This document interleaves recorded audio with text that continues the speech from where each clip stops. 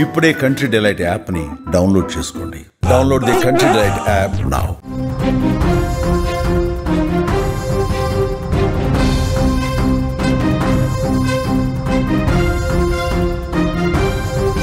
అమ్మ ఈ పిలుపుకి ప్రపంచంలో ఏదీ సాటి రాదు. తన ప్రాణాలను పణంగా పెట్టి బిడ్డలకు జన్మనిస్తుంది అమ్మ.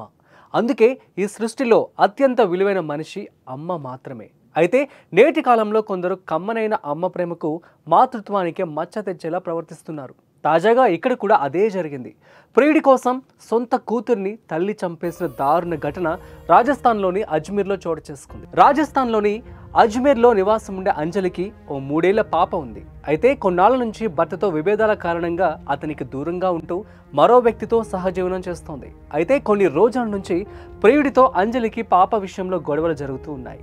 పాపను వదిలేయాలని అంజలిపై ప్రియుడు ఒత్తిడి తెచ్చాడు. దీంతో ఆ తల్లి కసాయి తల్లిగా మారింది. కూతురికి మాయ మాటలు చెప్పి స్థానికంగా ఉన్న అన్నాసాగర్ సరస్సు వద్దకు తీసుకెళ్లింది.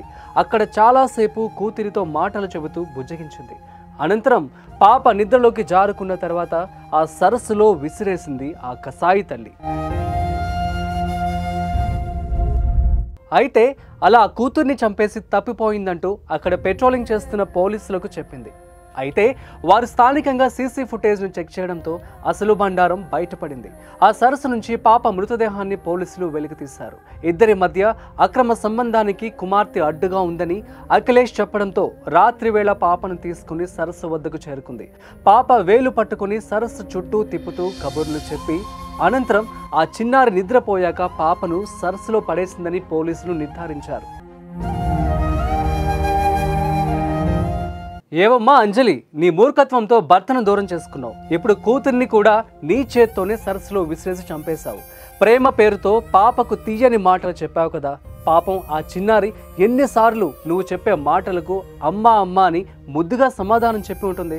అప్పుడైనా నీ మనసు కరగలేదా? మూగజీవాలు సైతం వాటి పిల్లల్ని వేరే వ్యక్తి తాకితే సహించవు.